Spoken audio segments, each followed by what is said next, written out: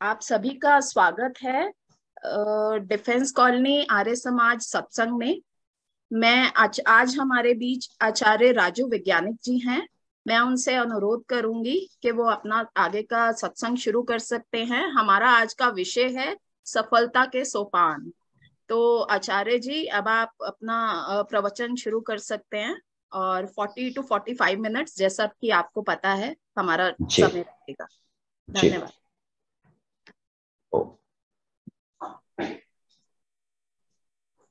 आइए सभी मिलकर हम एक बार गायत्री महामंत्र का पाठ करते हैं। ओम भूर्भुवः स्वाहा तत्सवितुर्वरेण्यं भर्गो देवस्य धीमहि धियो यो नः प्रचोदयात्।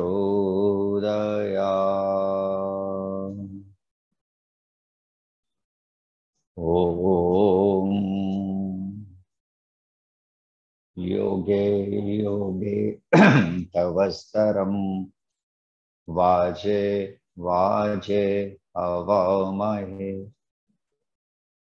सखाय इंद्र मोतये सहनावतु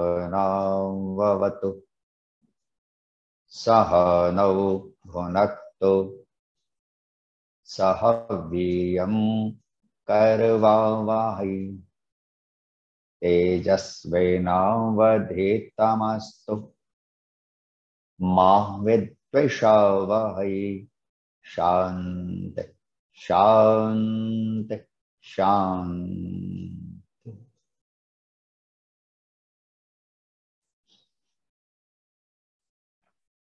उपस्थित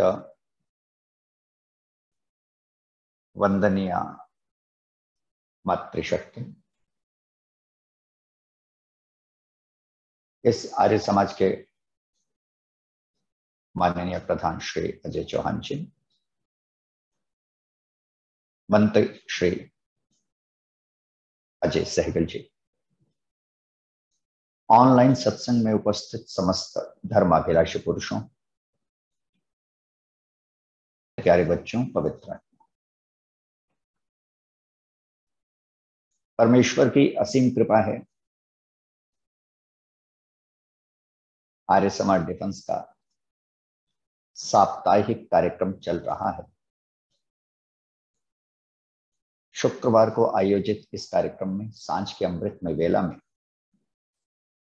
मैं आपके समक्ष समय के निश्चित अवधि में एक विषय पर अत्यंत संक्षेप में चर्चा करने का प्रयत्न करूंगा। जैसा कि आप सबको विदित है, आज का जो हमारा विषय है, जिस पर चिंतन करना है, विचार करना है, वह विषय है सफलता के सोपान। हम किस प्रकार सफलता की सीढ़ियों को चढ़ सकते हैं और सफलता की सीढ़ियों को चढ़ते हुए सफलता से सिद्धि को प्राप्त कर सकते हैं। यह सर्वविदित है कि मनुष्य प्रत्येक कार्य सफलता के लिए ही करता है। हर कार्य के मूल में एक ही प्रयोजन होता है, एक ही उद्देश्य होता है। और वह उद्देश्य क्या होता है? मैं जो कार्य करूं उसे परिणति तक ले जाऊं और अंत तो गत्वा मैं कह सकूं मैं सफल हूं।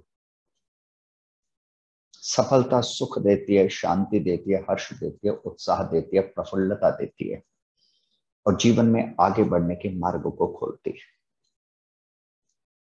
और ठीक इसके विपरीत जब व्यक्ति असफल हो जाता है, किसी भी कार्य में असफल हो जाता है, कार्य छोटा हो, कार्य बड़ा हो, तो वह असफलता उसे दुख, व्यथा, हीनता, दीनता और दुख, पतन का कारण बनती है।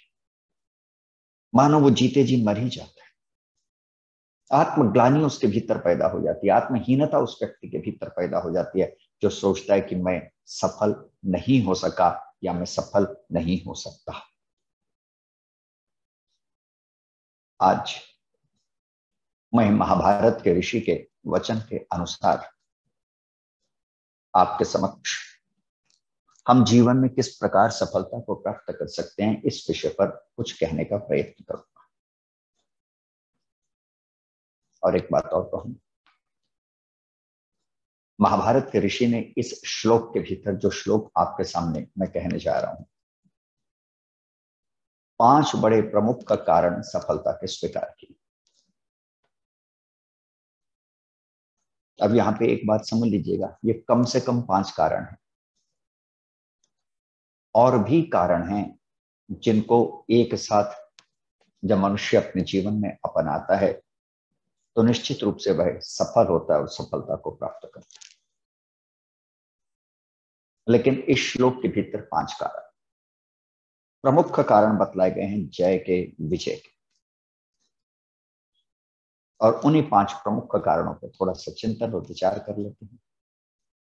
लेकिन साथ में, जैसे मैंने पहले अनुरोध कर दिया, इस बात को अच्छी तरह ध्यान में रखेंगे, यह मात्र 5 कारण ही नहीं है, अपितु बहुत और भी कारण अनिवार्य हैं।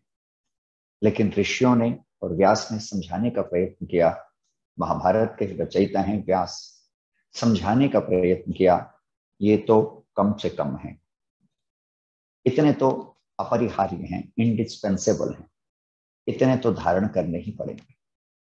अगर इतने भी धारण नहीं किए तो आप जीवन में कभी भी सफलता के आनंद का अनुभव नहीं करेंगे, आस्वादन नहीं करेंगे। तो क्या कहता है महाभारत का ऋषि? और महाभारत का ऋषि लिखता है, जीवन इच्छा,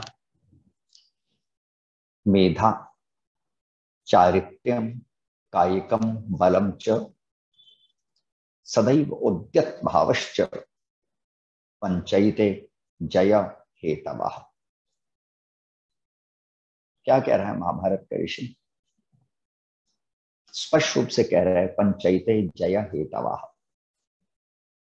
सुनो संसार के प्राणियों, जय, सफलता, विजय को प्राप्त करना चाहते हो तो उसके ये 5 हेतु हैं, 5 कारक हैं। सबसे पहली बात कही जीवन इच्छा, दूसरी बात कही मेधा अर्थात बुद्धि बल, तीसरी बात कही कायिकम बलम, काया अर्थात शरीर का बल, स्वास्थ्य, चौथी बात कही चारित्र्यम बलम, चरित्र का बल, और 5वीं और अंतिम महत्वपूर्ण बात कही सदैव उद्यत भावश्च, सदा कर्मण्यता, कर्म करने की भावना, ना परास्त होने की भावना, हार ना मानने का जज्बा। ये सारे के सारे क्या हैं? ये सारे के सारे जय, विजय, सफलता के सोपान। और उसमें सबसे पहला सोपान संक्षेप में चर्चा करते हैं मूल रूप में, और वह सोपान कौन सा है? ऋषि कहते हैं जीवन इच्छा। सबसे पहली बात जीने की इच्छा। लेकिन यहां पे जीवन इच्छा से अभिप्राय समझ लीजिएगा, lust for life, desire for at least 100 years to live, to enjoy. तो यहां पे जीवन इच्छा से अभिप्राय क्या है ऋषि का? यहां पे जीवन इच्छा से अभिप्राय है सार्थक जीवन जीने का भाव, सार्थक जीवन जीने की इच्छा, पर्पसफुल लाइफ। आप जीवन को ऐसे भी जी सकते हैं कि जीवन में कोई उद्देश्य ना हो, निरुद्देश्य। एक उस ड्राइवर की भांति जो कार को ड्राइव तो करता है लेकिन जाना कहां पे नहीं पता। और आप ऐसे भी अपने जीवन को जी सकते हैं कि आपके जीवन का उद्देश्य। तो सबसे पहले बात ऋषि कहते हैं जीवन को एक उद्देश्य दो। जो जीवन में उद्देश्य का निर्धारण करता है, लक्ष्य का निर्धारण करता है, वही व्यक्ति जीवन में सफल होता है। आज बड़ी समस्या है हमारे साथ, और समस्या क्या है, किस अर्थ में मैं समस्या कह रहा हूं समझिएगा, गहरे अर्थ में कह रहा हूं। और समस्या यह है कि हम सब ने जीवन के लक्ष्य को मात्र भौतिक वस्तुओं को उपलब्ध करना ही समझ लिया है। किसी से भी पूछें, लगभग 95% व्यक्तियों का एक ही उत्तर होने वाला है, और वह उत्तर क्या होने वाला है, वो आंसर क्या होगा, व्हाट विल दे से। उनसे पूछिए आपके जीवन का उद्देश्य क्या है, क्या कहेंगे, धन, मान, पद, प्रतिष्ठा, गाड़ी, सुंदर स्त्री, बैंक बैलेंस, लॉकर्स, मकान, खत्म। 95% व्यक्ति इसी भ्रम के भीतर जी रहे हैं। इसलिए मैंने कहा यह समस्या, यह बड़ा दुखदाई है कि सबने क्या समझा, जीवन का उद्देश्य भौतिक वस्तुओं का संग्रह है, ओनली मटेरियलिस्टिक अचीवमेंट्स। और जब व्यक्ति केवल ओनली मटेरियलिस्टिक अचीवमेंट्स के पीछे भागता है तो उसका परिणाम क्या होता है। एक उर्दू के शायर ने बड़ी सुंदर बात लिखी है, और वह लिखता है, खलूस से दिल को इस जहां में ढूंढने वालों। खलूस से दिल का अर्थ है सुख, शांति, आनंद, संतोष, तृप्ति। खलूस से दिल को इस जहां में ढूंढने वालों, यहां सभी कुछ मिलता है मगर खलूस से दिल नहीं मिलता। शांति की तलाश है तो भौतिक लक्ष्यों को ही अपना लक्ष्य मत बनाइएगा। आनंद को प्राप्त करना है तो मात्र भौतिक लक्ष्यों को ही अपना लक्ष्य मत बनाइएगा। संतोष को और स्वतंत्रता को प्राप्त करना है तो मात्र भौतिक लक्ष्यों को ही अपना अंतिम लक्ष्य मत बनाइएगा, अन्यथा स्वतंत्रता, संतोष, आनंद आपको प्राप्त नहीं होंगे।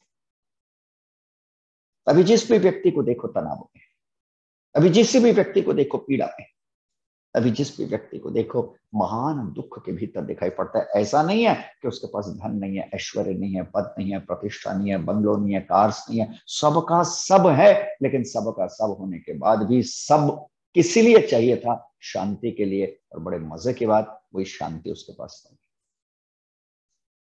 तो जीवन का उद्देश्य क्या होना चाहिए। तो यहाँ पे एक प्रश्न ये भी उठा, क्या भौतिक वस्तुओं की आवश्यकता नहीं है।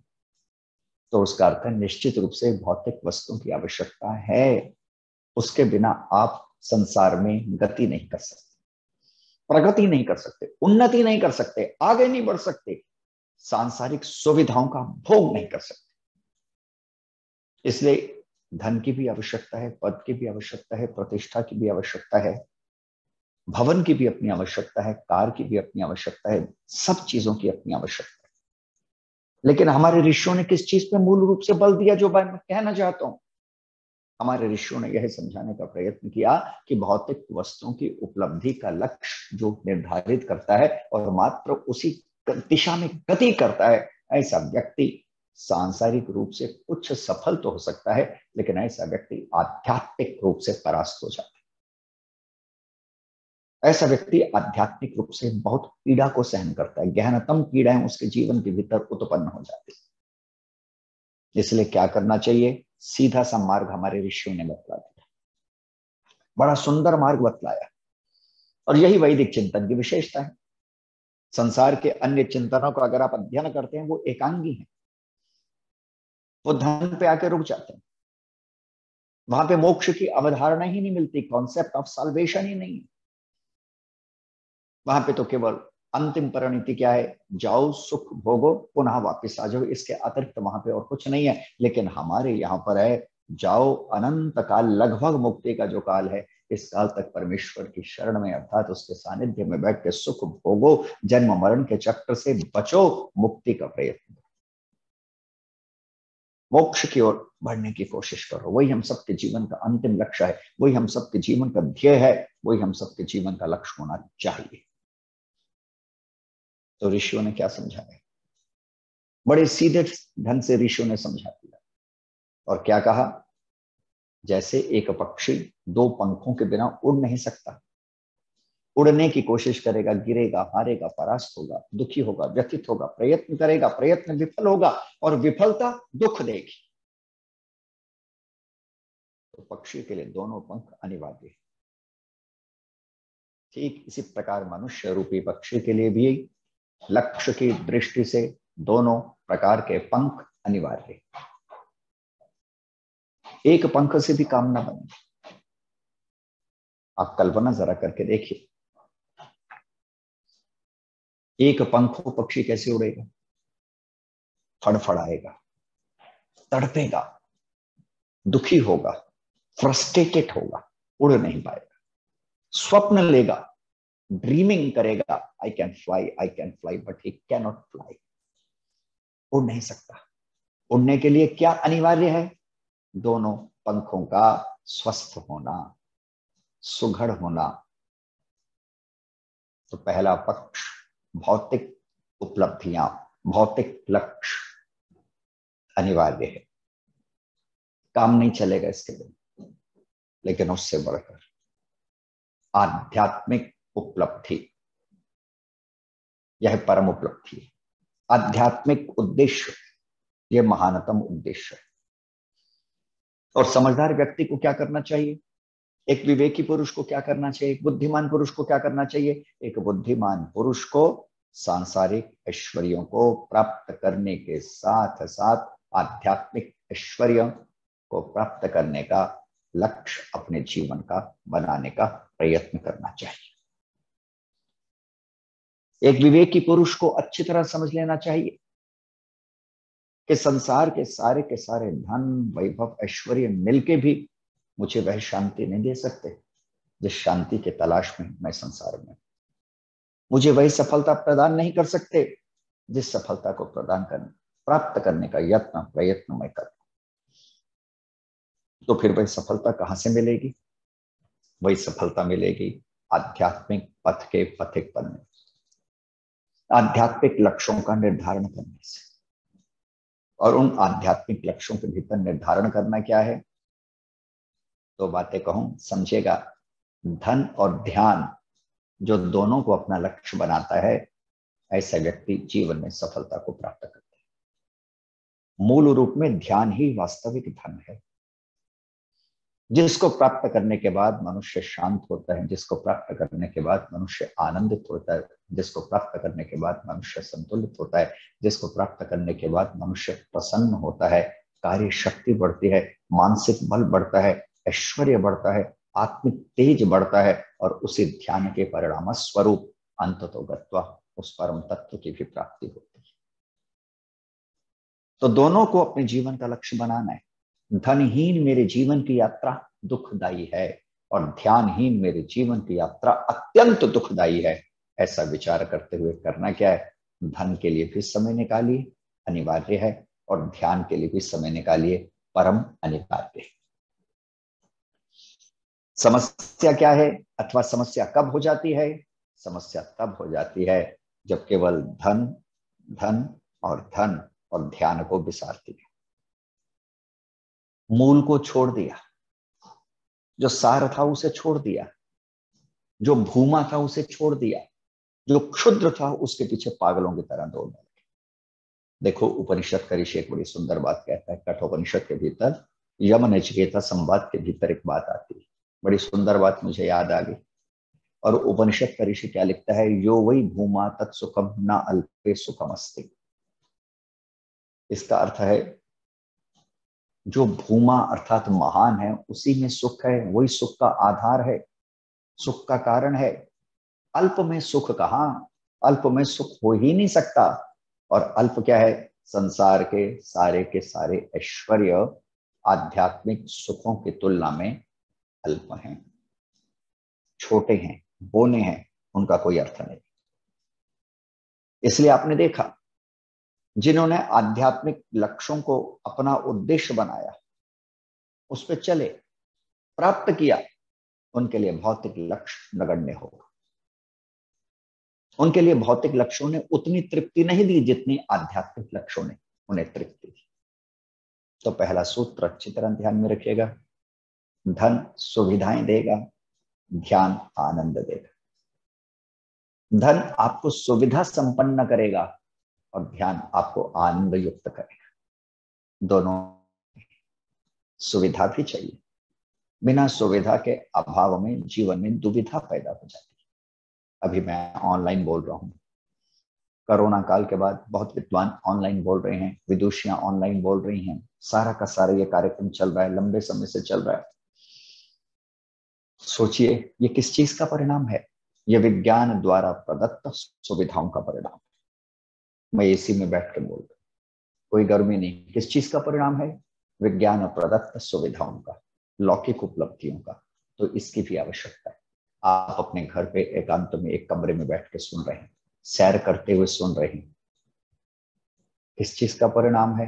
कहाँ पे आप, कहाँ पे मैं, देश से भी लोग जुड़ते हैं, विदेश से भी लोग जुड़ते हैं।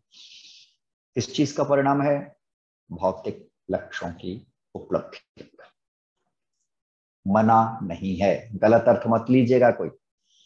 वैदिक चिंतन स्पष्ट रूप से कहता है, देखो हमारे यहाँ पे ऋषि कणाद हुए, और ऋषि कणाद ने धर्म की एक अद्भुत सी परिभाषा दी। बहुत कम व्यक्तियों ने ऐसे धर्म की परिभाषा दी। धर्म पे यद्यपि बहुत ऋषियों ने लिखा है, हर ऋषि ने अपने मत को प्रकट किया है, ऐसे ही ऋषि कणाद अपने मत को प्रकट करते हुए कहते हैं कि धर्म कहते किसे, धर्म का अर्थ क्या होना चाहिए। और वे लिखते हैं, यतः अभ्युदय निश्चय सिद्धि धर्म।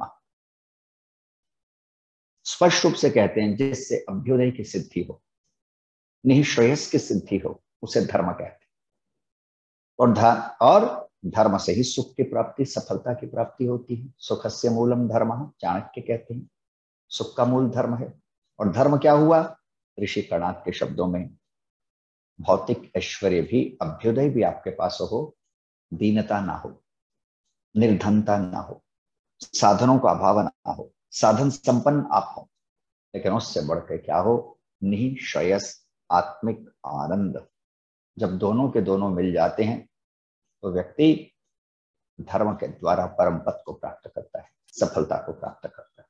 तो संक्षेप में पहली बात, ऐसा समय बनाइए, ऐसा टाइम मैनेजमेंट कीजिए, ऐसा समय का प्रबंधन कीजिए, क्या कि धन के साथ साथ ध्यान भी कीजिए। मैं आपको एक छोटी सी घटना कहता हूं, फिर आगे चलता हूं। प्रचारार्थ अनेक स्थानों पे जाने का अवसर मिलता है। एक स्थान पे गया, एक घर पे ठहरा,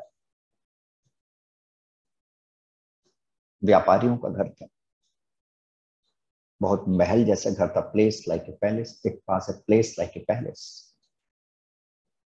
4 दिन का मेरा कार्यक्रम था।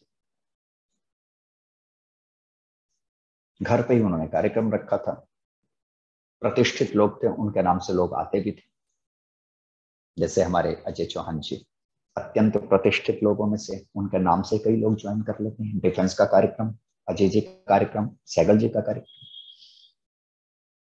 ऐसे ही मैं उस प्रतिष्ठित परिवार में था, धनवान परिवार में था, व्यापारी परिवार में था। सुबह भी कार्यक्रम होता था, सांझ को भी कार्यक्रम होता था। और हुआ कुछ ऐसा, पहले दिन मैंने एक बात नोट की कि सारे के सारे सुबह कार्यक्रम के बाद अपने अपने गंतव्य स्थल पे, डेस्टिनेशन पे, जो भी उनका ऑफिस था अथवा फैक्ट्री थी, जहां पे भी जाना होता था, चले गए। सारा दिन काम किया। रात को जब वो घर आते थे और भोजन का जो समय होता था, जैसे हम मोटे अर्थों में डिनर के नाम से पुकारते हैं, इंग्लिश में कहें तो डिनर कह देते हैं, रात्रि भोजन। तो वो क्या करते थे, सारे घर के जितने भी व्यक्ति थे इकट्ठा होकर करते। मैं भी उनके साथ भोजन कर रहा था। तो उन्होंने कहा, ये हमारी माँ ने परंपरा डाली थी कि दिन भर तुम कहीं भी भागो दौड़ो, कोई भी व्यापार करो, किसी भी स्टेशन पे जाओ, किसी भी व्यक्ति से मिलो, किसी भी व्यापारी से मिलो, किसी भी क्लाइंट से मिलो, सारा दिन चाहे एक दूसरे से ना मिलो, लेकिन रात्रि को सभी मिलकर एक साथ भोजन अवश्य करो, सुख दुख बांटो। केवल व्यापारिक घटनाओं की बात मत करो, परस्पर परिवार के सुख दुख की भी बात करो। क्या तब से हमने अपनी माँ को वचन दिया था कि हम कहीं पे भी हों, अगर भारत में होंगे तो सारे के साथ रात को मिलकर रात्रि भोज करेंगे, डिनर करेंगे। और बहुत अच्छा लगता है, सुख दुख भी बांट लेते हैं, व्यापार की बातें भी हो जाती हैं, प्रेम भी बढ़ जाते हैं। तब मैंने उनसे एक अनुरोध किया आपसे भी अनुरोध करता हूं, एक प्रचारक के नाते अनुरोध ही कर सकता हूं और कुछ नहीं कर सकता। और वह अनुरोध क्या करता हूं, मैंने उनसे अनुरोध किया, बड़ी अच्छी परंपरा आपकी माँ आपको दे गई, माँ का तो धर्म ही है ये सतपथ को दिखाना, इसलिए माँ को निर्माता कहते हैं। आप में से भी बहुत जो मुझे सुन रहे हैं, उनके घर में उनकी माँ ने उन्हें संस्कार दिए होंगे, तभी वो आर्य समाज में जा रहे हैं। माँ काम ही यही करती है। अभी थोड़े दिन पहले हमने मातृ दिवस, मदर्स डे मनाया है, तो पुनः मातृ स्मरण करते हुए उन सभी माताओं को नमन, जिन्होंने अपने बच्चों को सतपथ दिखाया, श्रेष्ठ पद दिखाया, सुपथ दिखाया। मैंने कहा पहले तो मैं धन्यवाद करता हूं आपकी माँ का, उन्होंने कम से कम पारिवारिक दृष्टि से आपको एकजुट रखने का एक मूल मंत्र दिया कि रात्रि को सभी के सभी भोजन के लिए उपस्थित हूं, एकत्र हूं, एक स्थान पे बैठे। अब मैं दूसरी बात आपके सामने कहना चाहता हूं, अनुरोध है मेरा, मान लेना, अच्छा लगेगा। आपका उत्थान होगा कि रात्रि को जब सभी के सभी भोजन के लिए इकट्ठे बैठो, रात्रि को उस समय भोजन से पहले सभी के सभी मिल के अगर संध्या कर सको तो इससे अच्छा कुछ नहीं होगा। संध्या ना कर सको किन्हीं कारणों से नहीं आती कई परिवारों में, ये बड़ा मौलिक प्रश्न है। लोग कहते हैं हम संस्कृत से परिचय रहा नहीं, हिंदी भी बड़ी दुहरूह हो गई हमारे लिए, डिफिकल्ट हो गई है, याद भी नहीं किया जाता, स्मृति भी इतनी नहीं रही, संध्या कैसे करें? तो उसकी एक वैकल्पिक व्यवस्था है। एक वैकल्पिक व्यवस्था में आपसे कहता हूं, मैं पुनः कह रहा हूं, वैकल्पिक व्यवस्था है, अल्टरनेट है, लेकिन जिनको आती है वो अवश्य में करें, और जिन्हें नहीं आती ये उनके लिए अल्टरनेट। और वो अल्टरनेट क्या है, विकल्प क्या है? 19 मंत्र हैं संध्या के भीतर।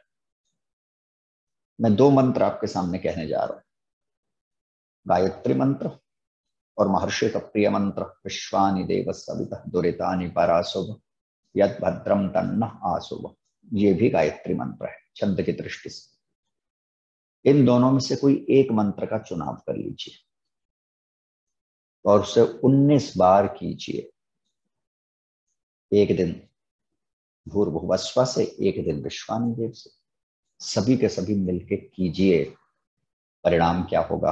परिणाम जहां पारिवारिक ऐश्वर्य बढ़ेगा, आर्थिक ऐश्वर्य बढ़ेगा, वहां आत्मिक ऐश्वर्य भी बढ़ेगा। और सफलता के लिए दोनों अनिवार्य हैं।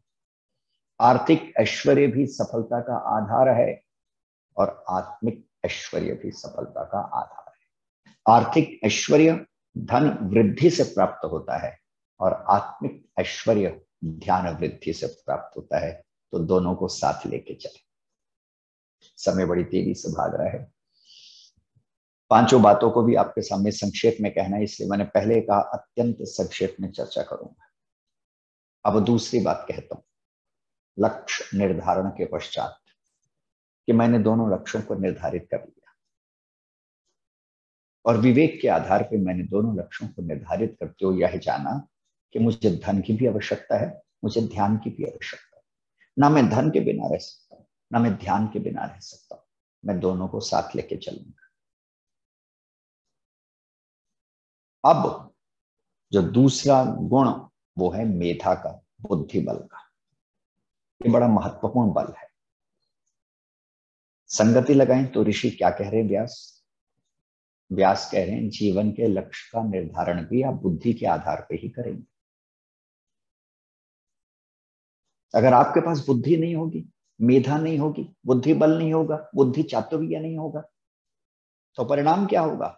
आप अपने जीवन के लक्ष्य का निर्धारण भी नहीं कर पाएंगे। आप हमेशा असमंजस की स्थिति में रहेंगे, डायलेमा में रहेंगे, between two fires, what should I do और व्हाट शुडंट आई। क्या करूं क्या ना करूं। थोड़े दिन पहले एक युवक का जीवन पढ़ता था, बड़ी विचित्र स्थिति लगती थी और लगभग ऐसा ही सभी का जीवन है। ये मनोवैज्ञानिक कथा है जो मैं कह रहा हूं। एक युवक थोड़ा बड़ा हुआ, एकेडमिक क्वालिफिकेशन लेने के लिए गया। एकेडमिक क्वालिफिकेशन ले रहा है, क्या बनूं, क्या करूं, क्या लक्ष्य हो। बुद्धि है नहीं, निर्णय कर नहीं पाता, क्योंकि बुद्धि का अर्थ है जो निश्चय करती है, मन का अर्थ है जो संकल्प विकल्प करता है। बुद्धि निश्चयात्मक वृत्ति का नाम है, जो निश्चय करती है, जो निर्णय करती है, जो डिसीजन देती है। अब उसके मन के भीतर है, क्या करूं? एक वकील को उसने देखा है, एडवोकेट को उसने देखा, काले कपड़े पहन के जा रहा है, सफेद शर्ट पहनी हुई है, कोर्ट में जा रहा है, बहस कर रहा है, क्लाइंट आ रहे हैं। इसने सोचा ये प्रोफेशन बहुत अच्छा है, it's a good profession, I must be advocate, I try to be advocate. उसने वकालत में दाखिला ले लिया, एडमिशन ले लिया। 2-3 साल करने के बाद फिर विवेक हटा, बुद्धि डोली, अनिर्णय की स्थिति आई, अनिश्चय की स्थिति आई। उसने कहा इसमें मजा नहीं आ रहा। दूसरे को देखा, अच्छा ये टीचर है, बड़ा अच्छा है, सुबह 8 बजे जाता है, दोपहर को 3 बजे आ जाता है, 6 पीरियड पढ़ाने होते हैं, करना भी क्या होता है? नहीं। वकालत के भीतर उतना पैसा नहीं, वकालत के भीतर उतना सम्मान नहीं, बहुत झूठ बोलने पड़ते हैं, बहुत पापड़ बेलने पड़ते हैं। क्या करूं? एक अध्यापक ही बन जाता। अध्यापक बनने के लिए प्रयत्न किया, एक टीचर बनने की कोशिश की, एक लेक्चरर बनने की कोशिश की, बीएड भी कर ली, नेट भी क्लियर हो गया, जीआरएफ इत्यादि तक भी पहुंच गया, लेकिन कहीं पे नौकरी नहीं मिली। नहीं, टीचर बनने में भी कोई फायदा नहीं, वैकेंसी होती नहीं है, पार्टिसिपेंट्स कैंडिडेट्स ज्यादा होते हैं, इसमें भी प्रवेश नहीं मिल रहा। क्या करूं?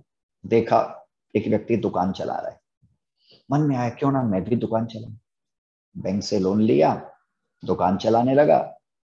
थोड़े दिन बाद दुकान चलाने के बाद फिर उसे लगा नहीं, दुकान के भीतर भी, बिजनेस में भी वो प्रॉफिट नहीं हो रहा, वो मार्जिन नहीं मिल रहा जिसके लिए मैंने ये शुरू किया था। सामने देखता हूं क्या, ओह ये तो डॉक्टर है, तो I should be a doctor, I must try to be a doctor. उस प्रोफेशन में चला गया। और मनोवैज्ञानिक क्या लिखते हैं, ये स्थिति लगभग सभी की है, और परिणाम क्या, पूरी जिंदगी उसकी बीत गई, उस व्यक्ति की बीत गई, युवा की बीत गई, बूढ़ा हो गया, लेकिन वो अपने लक्ष्य को निर्धारित नहीं कर पाया, क्योंकि उसके भीतर बुद्धि की कमी थी, निश्चयात्मक वृत्ति का अभाव था। तो दूसरा काम आपको क्या करना है, बड़ी महत्वपूर्ण बात है, जो आप अपना लक्ष्य निर्धारित करें, पूरी तरह एकाग्र होकर उस लक्ष्य की ओर बढ़े। ये बड़ी महत्वपूर्ण बात है। भौतिक लक्ष्यों को भी प्राप्त करना है तो उसमें भी पूरी तरह अपने को समर्पित करना है, ना आलस्य आने देना है, ना प्रमाद आने देना है। भौतिक लक्ष्यों में भी अगर आलस्य प्रमाद आएगा तो परिणाम क्या होगा, आप विफल होंगे, आप असफल होंगे, आप सफल नहीं होंगे। क्योंकि आलस्य और परिणाम रूपी दुर्व्यसन, दुर्गुण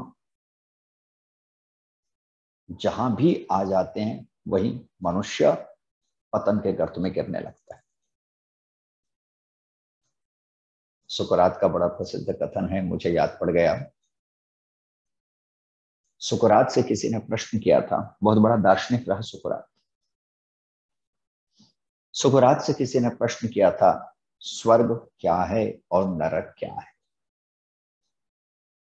सुकरात ने बड़े ही दार्शनिक ढंग में उत्तर देने का प्रयत्न किया। और सुकरात क्या कहता है, सुन लो, लिख लेना अपने मानस पटल पर, श्रम ही स्वर्ग है और आलस्य ही नरक है।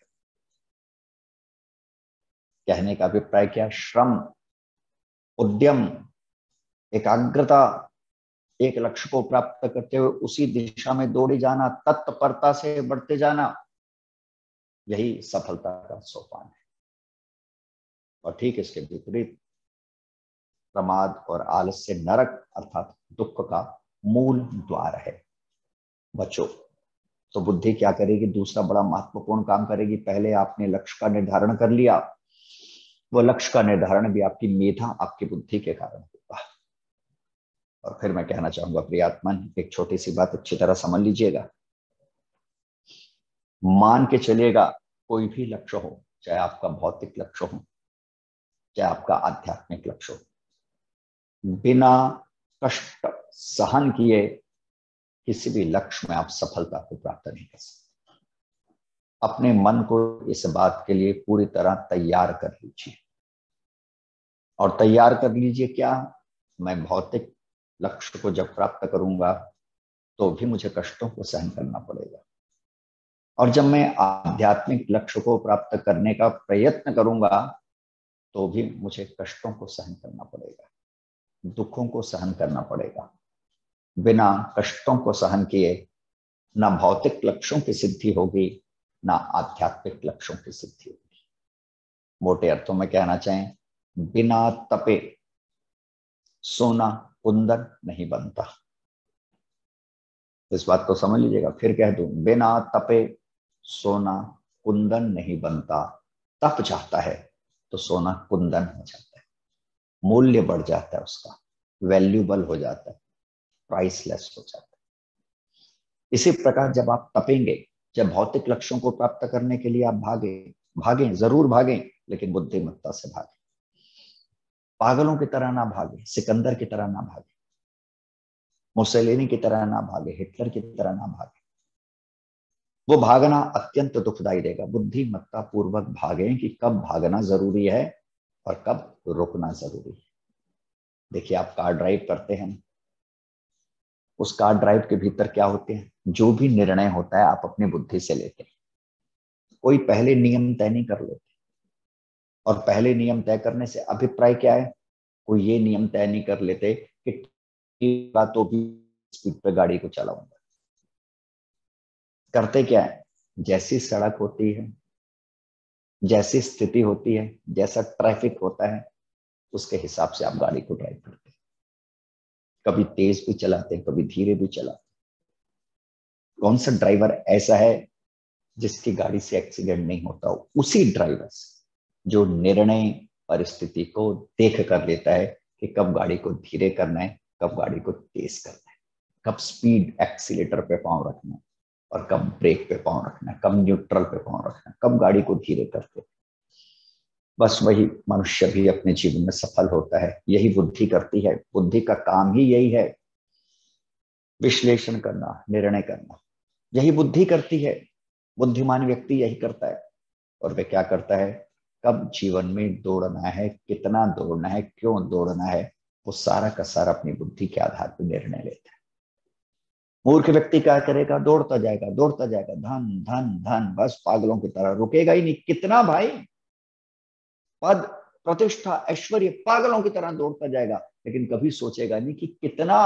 और होगा क्या, दौड़ता जाएगा, सामान एकत्र कर लेगा, जीवन की सांझ आ जाएगी, निहारने की भी फुर्सत नहीं मिलेगी और जीवन चला जाएगा। आज समस्या है ना, एकत्र बहुत कर लिया, इतनी भी फुर्सत नहीं है देख सके। और बुद्धिमान व्यक्ति क्या करेगा, उतना ही जितना अनिवार्य हो, और शेष समय आध्यात्मिक यात्रा में लगाएगा बुद्धि के आधार पे। तो पहली बात, लक्ष्य का निर्धारण कीजिए, सफल होना है तो। दूसरा सोपान है सफलता का, संक्षेप में मैंने आपके सामने कहा, बुद्धि। इसलिए गायत्री मंत्र बड़ा विशेष हो गया हमारे यहाँ। महर्षि दयानंद तो सत्यार्थ प्रकाश में लिखते हैं, 3 साल का जब आपका बच्चा या बच्ची हो जाए, बेटा या बेटी हो जाए, तो 3 साल तक ही ऐसा कर देना, संस्कार देते हुए अपने बेटे और बेटियों को गायत्री मंत्र कंठस्थ करा देना, अर्थ सहित याद करा देना। बहुत लाभ होने वाले, संस्कार मिलेंगे, संस्कृति की रक्षा होगी, और सर्वोपरि क्या होगा, बुद्धि सद्गुणों से युक्त होगी, सद्बुद्धि होगी, परिमार्जित हो जाएगी, शुद्ध हो जाएगी, विलक्षण हो जाएगी। अगर आप गायत्री मंत्र का इसी प्रकार ध्यान, चिंतन, विचार करते हैं। अब तीसरे लक्ष्य, तीसरा सोपान थोड़ा सा चर्चा कर लेते हैं। अब तीसरा सोपान क्या है, और वह कहा, कायिकम बलम। तीसरे सोपान की ओर संकेत करते हैं ऋषि व्यास, शरीर का बल। बात भी बिल्कुल ठीक है। शास्त्रकार लिखते हैं, शरीर माध्यम खलु धर्म साधन।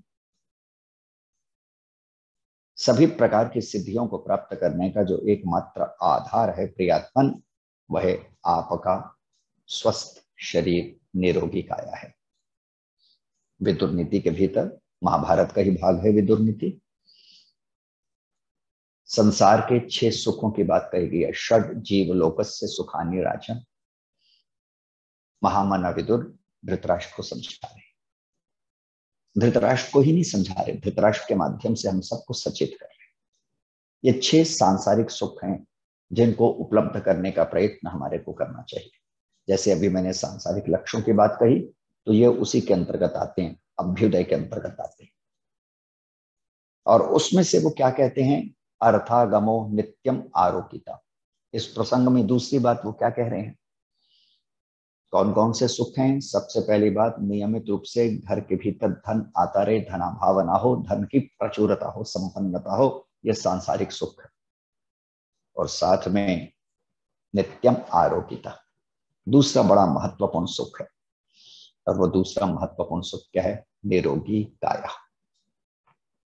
आपकी काया कैसी होनी चाहिए, आपका शरीर कैसा होना चाहिए, स्वस्थ होना चाहिए, निरोगी होना चाहिए। यद्यपि अपने आप में बड़ा कठिन है, समय ऐसा है, भागदौड़ का समय है, हर व्यक्ति दौड़ रहा है और स्वास्थ्य को प्राप्त करने का प्रयत्न यथाशक्ति नहीं कर रहा। देखा है ना, एक व्यंग में पढ़ता था, अच्छा लगा, आपसे कहता हूं। और व्यंगकार लिखता है, व्यक्ति पहले युवा अवस्था में स्वास्थ्य की अवहेलना करता हुआ धन के पीछे पागलों की तरह दौड़ता है और यथाशक्ति धन का संचय भी कर लेता है, एकत्र भी कर लेता है, मल्टी बिलियन एयर्स भी हो जाता है। लेकिन जब उम्र का ढलान प्रारंभ होता है, 50 प्लस होता है, डॉक्टर तो 40 प्लस कहने लगे हैं, 50 प्लस होता है, तो उस 50 प्लस का परिणाम क्या होता है, तिजोरी में धन तो बढ़ जाता है, कैश इन हैंड तो बढ़ जाता है, कैश एट बैंक भी बढ़ जाता है, एफडीज भी बढ़ जाती हैं, शेयर मार्केट में स्टॉक भी बढ़ जाता है, लेकिन एक चीज खो जाती है। और वो चीज क्या खो जाती है, आपका स्वास्थ्य, जो अपने आप में अमूल्य निधि है। और फिर व्यक्ति क्या करता है, प्रारंभ में धन के लिए दौड़ता हुआ धन को एकत्र करता है और अधेड़ उम्र में उस एकत्र धन से स्वास्थ्य को खरीदने का प्रयत्न करता है, जो कि संभव नहीं। उस अधेड़ उम्र में +50 और आइदर +40 स्वास्थ्य को खरीदने का कोई संसार में मार्ग नहीं है। आप धन से स्वास्थ्य को नहीं खरीद सकते।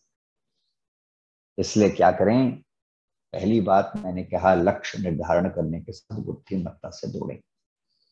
ऐसा ना हो तिजोरियां तो भरती जाएं और स्वास्थ्य बिकता जाए, धनहीन ना हो, धनवान तो बन जाए लेकिन स्वास्थ्यहीन हो जाए। और एक बात अच्छी तरह ध्यान में रखिएगा, धन प्रचुर मात्रा में हो और स्वास्थ्य नगण्य हो तो बड़ा दुख बढ़ता है, बड़ी पीड़ा बढ़ती है और आदमी को लगता है मैंने क्या किया। भवन बना लिए, अट्टालिकाएं बना लिए, सबका सब बना लिया, भोग के साधन एकत्र कर लिए, लेकिन भोग को भोगने का जो मूल साधन है शरीर, वो ही साथ नहीं दे रहा। तो ऐसे धन का भी मैं क्या करूं। और फिर उसकी स्थिति क्या होती है, उस व्यक्ति को देखता है, क्या गर्मी के दिन 40 का टेम्परेचर, 42 का टेम्परेचर, गर्मी पड़ रही है, उस व्यक्ति ने, एक मजदूर ने 2 रोटी खाई, लस्सी पी, पत्थर को सिराना बना के सो गया,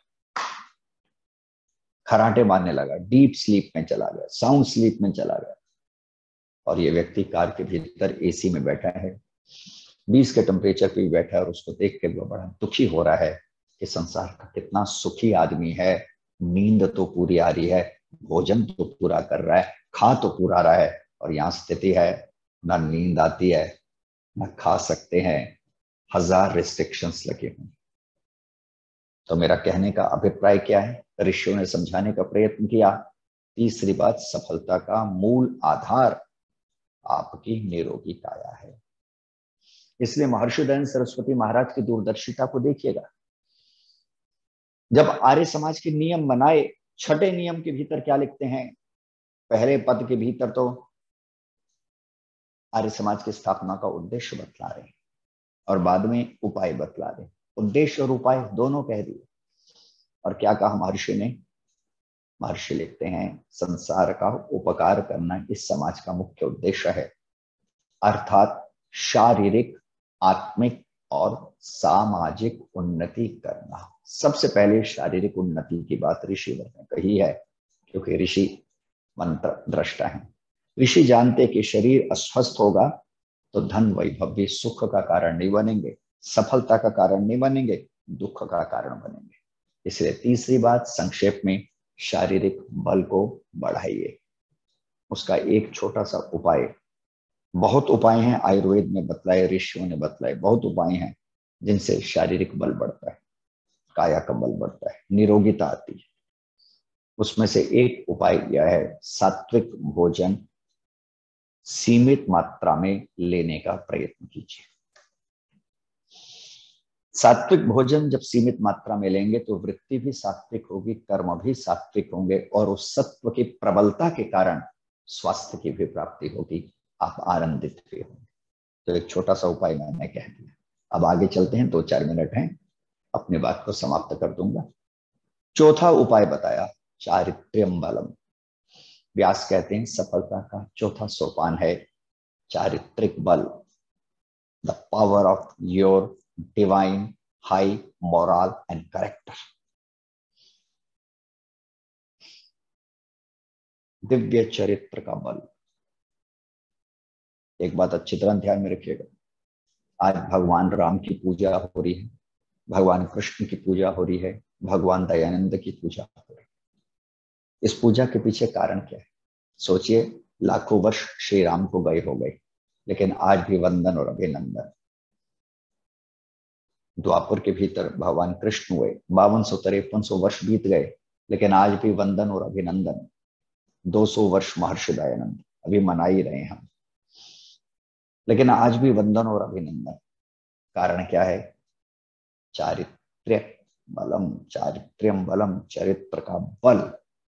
जो भी महापुरुष होगा, जो भी ऊंचा उठेगा, उसके ऊंचाई का मूल कारण चरित्र का बल होगा, और जो भी नीचे गिरेगा उसका मूल कारण चरित्रहीनता होगी। इसलिए सफलता प्राप्त करना चाहते हैं प्रियात्मन, तो चरित्रवान बनिए, शीलवान बनिए, चरित्र को बचाइए और चरित्र को बढ़ाइए। और पांचवी और अंतिम बात संक्षेप में कह देता हूं, सदैव उद्यत भावश्च, सदा लड़ने का भाव। लड़ने के भाव से अभिप्राय क्या है?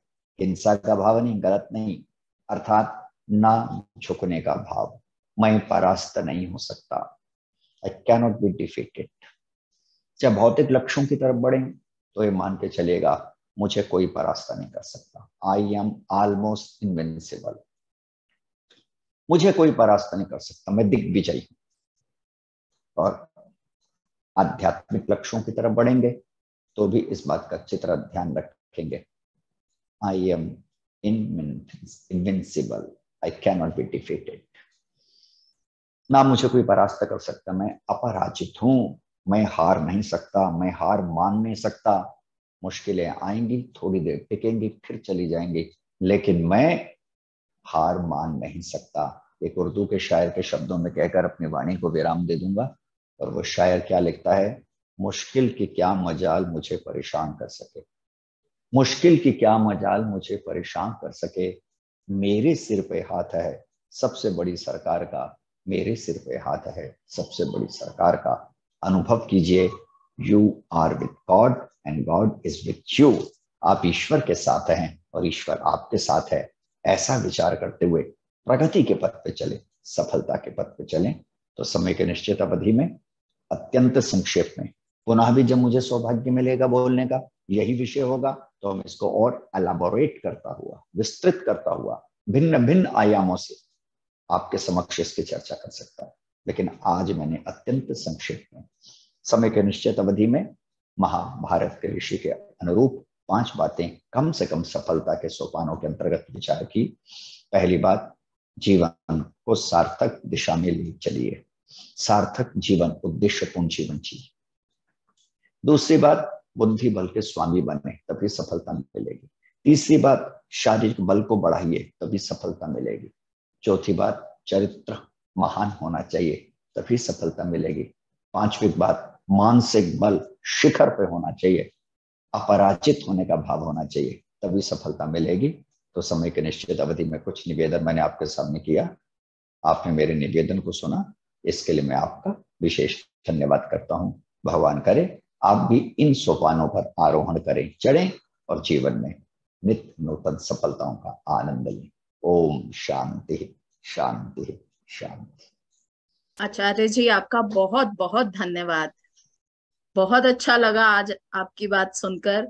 और इससे मुझे याद आया, जैसे कि आपने कहा कि दिन का एक भोजन साथ में करना चाहिए, तो हमारे घर, हमारे दादाजी के टाइम से ये रूल है कि हम लोग दिन का एक भोजन, कभी लंच भी साथ में करते हैं, लेकिन डिनर तो होता ही होता है। जैसे कि अभी भी बहुत पापा अच्छा, बाहर गए हुए हैं, लेकिन रात को जैसे ही वो फ्री होंगे एक फोन जरूर आएगा, अभी हम 2 मिनट की चाय बात होगी, लेकिन अपना वो रूटीन नहीं छोड़ते कि हमने साथ में भोजन किया या नहीं किया, लेकिन एक रूटीन है कि हाँ, हम लोगों ने इकट्ठे बात की, बहुत अगर अच्छा। वो बाहर गए हैं। अदरवाइज तो हमारा डिनर साथ ही होता है। तो चलिए, आपका बहुत अच्छा। बहुत बहुत धन्यवाद। अब मैं रामचंद्र शास्त्री जी हैं। हाँ जी, मेरी आवाज आ रही है आपको? जी आ रही है जी। जी जी आप जन्म दिवस करा दीजिए, जी आशीर्वाद दे दीजिए। जी। परमपिता परमेश्वर से हम सब प्रार्थना करते हैं, श्रीमती ज्योति सहगल जी और हमारे सारा चौहान जी, और ये पढ़ने में नहीं आ रहा दूसरा तीसरा जी नाम। दो ही हैं जी, दो ही दो हैं। ही हैं। अच्छा जी। तो इनके सुखद सफल शतायुष की कामना करते हुए परमपिता परमेश्वर से हम सब प्रार्थना करते हैं, ईश्वर आपको लंबी आयु, अच्छा स्वास्थ्य, सुख समृद्धि, उन्नति प्रगति और सदा ही उन्नतशील विचार परमात्मा आपको देता रहे। ऐसी हमारी आपके लिए विशेष विशेष कामना इन वेद की ऋचाओं के द्वारा है। ओम उत्तिष्ठ ब्रह्मणस्पते देवान यज्ञेन बोधय आयु प्राणम प्रजाम पशुम कीर्तिम यजमानम च वर्धय। ओम यतो यथा समीहसे ततो नो भयं कुरु शन्ना कुरु प्रजाभ्या अभयं न पशुभ्यः। ओम इंद्र श्रेष्ठानि द्रविणानि देहि चित्तिं दक्षस्य सुभगत्वमस्मे पोषम रयीणाम अरिष्टिम तनूनाम स्वादमानं वाचा शुदिनत्वमन्नाम। ओम तच्चक्षुर्देव हितं पुरस्तात् शुक्रं चरत पश्येम शरदा शतम् जीवेम जीवेम शरदा शरदा शतम् शतं शृणुयाम शृणुयाम शरदा शरदा शतम् शतं प्रभवाम प्रभवाम शरदा शरदा शतं। शतमदीनास्याम शरदा शतम् भूयश्च शरदा शतात्। ओम स्वस्ति ओम स्वस्ति ओम स्वस्ति। परमपिता परमात्मा की पावन कृपा से आपके जीवन में हर दिन आनंद और उत्साह और उमंग को लेकर के आता रहे, और आपका हर विचार अपने परिवार के लिए, अपने लिए, समाज के लिए और सबके लिए कल्याणकारी हो, और ये दिवस आपको लॉन्ग लाइफ तक अच्छी हेल्थ, हैप्पीनेस, गुड हैबिट्स देने वाला हो। हमारी आपके लिए बहुत बहुत शुभकामना। ओम स्वस्ति ओम स्वस्ति ओम स्वस्ति। आचार्य भाई जी धन्यवाद। बहुत बहुत ये धन्यवाद। तो सबसे पहले कि ये जो सब कुछ जन्मदिन हमारा ज्योति बिटिया का ही है, हाँ तो जी। हम सब लोगों को ऐसे जोर में लाके ताली बजा के उसके लिए उसका सम्मान उसको दें कि भाई आपने इतना अच्छा काम करती हैं। बहुत जी अच्छी बात, बहुत अच्छी। धन्यवाद जी, धन्यवाद जी। शांति पाठ करें अंकल? हाँ जी, हाँ जी। ओके, हाँ जी। ओम देव शांतिरंतरिक्षम शांति, पृथ्वी शांति, रापा शांति, रोषधया शांति, वनस्पतया शांतिर्विश्वे देवाः शांति, ब्रह्म शांति, सर्वं शांति, शांतिरेव शांति, सामा शांतिरेधि। ओम शांति शांति शांति। सबको सादर नमस्ते जी। ओम स्वस्ति। जी, आप सबका बहुत बहुत नमस्ते। धन्यवाद। अगले सप्ताह फिर मुलाकात होगी। धन्यवाद। धन्यवाद।